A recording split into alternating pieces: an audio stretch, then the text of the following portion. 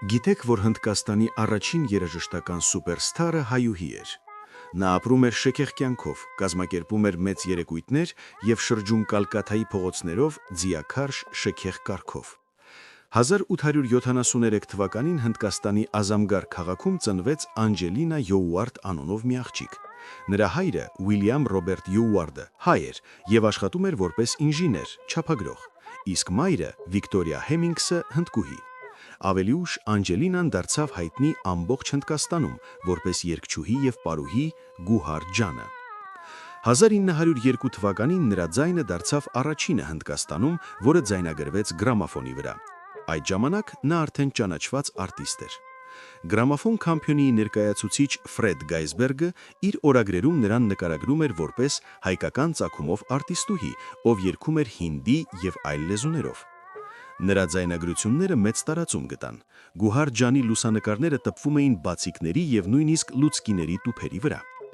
Իր ստեղծագործական կյանքի ընթացքում նա կատարեց շուրջ 600 երգ, ավելի քան 20 լեզուներով։ Յուրաքանչյուր ձայնագրության վերջում հնչում էր նույն հայտնի արտահայտությունը. My name is Gohar Jan։ Նա իր ժամանակի ամենաբարձր վարձատրվող արտիստներից էր։ Մի ելույթի համար պահանջում էր մոտ 1000 ռուփի, ինչը 19-րդ դարի վերջում հսկայական գումար էր։ Համեմատության համար պետական ծառայողի ամսական աշխատավարձը կազմում էր ընդամենը 20-50 ռուփի։ Պատմում են, որ նա այնքան հարուստ էր, որ մեկ անգամ 12000 ռուփի ծախսեց միայն իր սիրելի կատվի հարսանիքը կազմակերպելու համար։ Նա հաճախ շրջում էր Կալկաթայի փողոցներով 6 ձիերով լցված կառքով, ինչը թույլատրված էր միայն բարձրաստիճան պաշտոնյաներին։ Նրա եկամուտներն այնքան մեծ էին, որ շրջագայությունների ժամանակ նա անգամ ուներ սեփական գնացքի վագոն։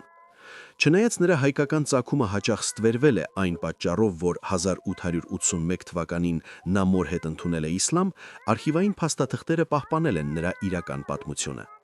Պահպանվել են տվյալներ նրա մկրտության մասին, նա մկրտվել է Ազամգարհի մեթոդիստական եկեղեցում։ Այն ժամանակ փոքր քաղաքներում ապրող հայերի համար, որտեղ հայկական եկեղեցիներ չկան, սա բավական տարածված ձև էր պաշտոնական գրանցում ստանալու համար։ Հետազոտող Վիկրամ Սամպատը իր գրքում My name is Gohar Jan նշում է, որ նրա պապիկը նույնպես հայ էր, ով հաստատվել էր Հնդկաստանում։ Յոուարդ ազգանունը ըստ հետազոտողների հայկական հովարդյան ազգանունի անգլիացված տարբերակ է։ Կյանքի վերջին տարիներին Գոհար Ջանը դարձավ Մայսուրի արքունի երաժիշտ։ Նա մահացավ այնտեղ 1930 թվականին։ Այսօր Գոհար Ջանը հիշվում է որպես արտիստ, ով բացեց նոր դարաշրջան հնդկական երաժշտությունում և աշխարհին ներկայացրեց նրա բազմազանությունը,